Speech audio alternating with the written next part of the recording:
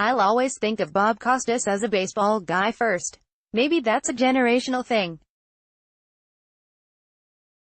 Growing up in the 80s, when cable television's rise as a live sports outlet was still nascent and the internet was decades from not only going mainstream but becoming the mainstream, there was really only one option to watch a national baseball game.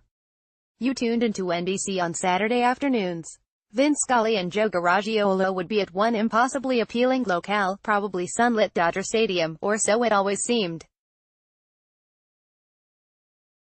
Costas and Tony Kubek would be at another, and the network would air the one of the two games that was more relevant to your home market.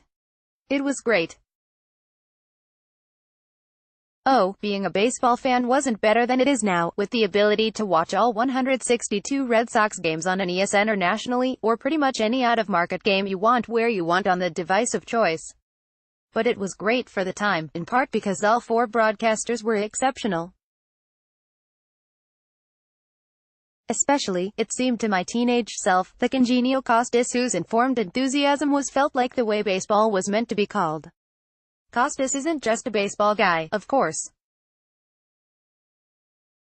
I presume the majority of those familiar with his work think of him first in some other role, perhaps foremost as the 11-time primetime host of NBC's Olympics coverage, but also as a studio host on NFL and NBA coverage. Somewhere down the list is co-starring role in the film Basketball. Costas acknowledges he thinks of himself as a baseball guy first too. Probably never more so than this Saturday, when he is honored during the Baseball Hall of Fame ceremonies in Cooperstown as this year's recipient of the Ford C. Frick Award, presented annually for excellence in broadcasting. I enjoy broadcasting baseball more than anything I do, said Costas, now 66 years old, who currently calls games for the MLB network. I still feel more connected to baseball than any other game. I probably have done fewer games than anyone who has ever received this honor, he said. All of the previous 41 honorees were voices of a team, even if they also did national games.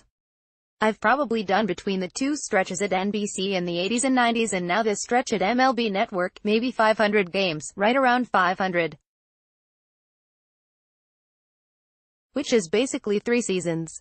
But a lot of those were all-star games in League Championship Series and World Series, games that, if a broadcaster is fortunate, resonate long after they were played. As apparent and authentic as his affection for baseball has always been, Costas has never been reluctant to acknowledge the sport's problems when they arise. He was skeptical of the swollen biceps, foreheads, and home run totals during what we would come to know as the steroid era, and he revealed that skepticism in prominent places. Like everything, there are always concerns, he said. At various times, there have been various concerns about issues in the game, but the game always seems to survive and move past it, unlike those who caterwaul about baseball's problems, only to fall silent during the search for solutions. Costas has always quested for ideas to make the game he loves better.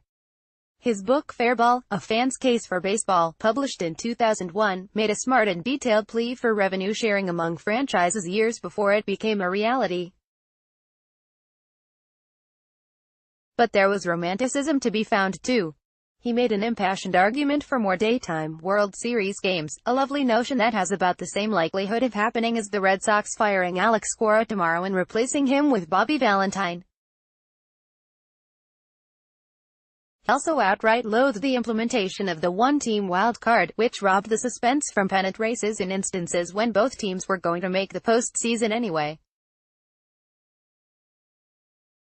2 wild cards that play in a one-game playoff, as implemented in 2012, is an improvement over having 1 wild card, that is for sure, said Costas. Everything I said about having 1 wild card I still believe is true. It took the drama away from a close race. Not just in theory, but it happened. It often happened.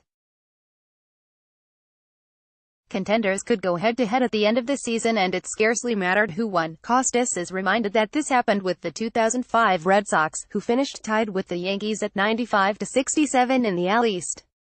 They played a 3-game series at the end of the regular season that was anticlimactic since both teams had already clinched playoff berths.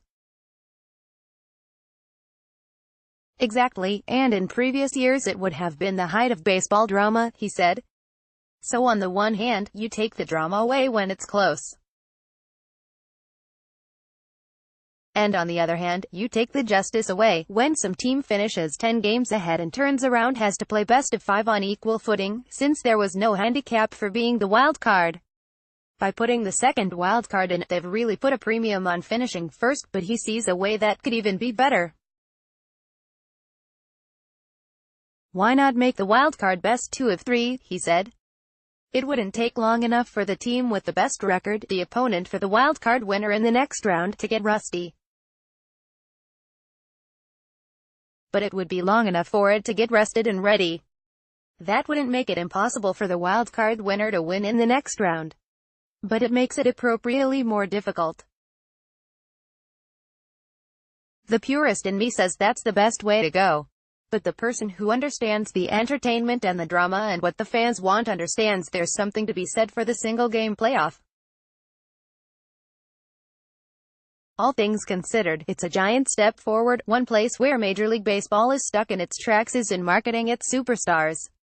Commissioner Rob Manfred practically placed full blame on Angels superstar Mike Trout's relative lack of commercial appeal on the player, even though Trout has a reputation as someone who goes out of his way to be kind and accessible to young fans. Baseball has not only a huge number of not just good players, but interesting and diverse and distinctive players, said Costas. One problem that baseball has is that you can't assume the best players will get to or close to the biggest stage. Ken Griffey Jr. never played in the World Series. Barry Bonds played in one.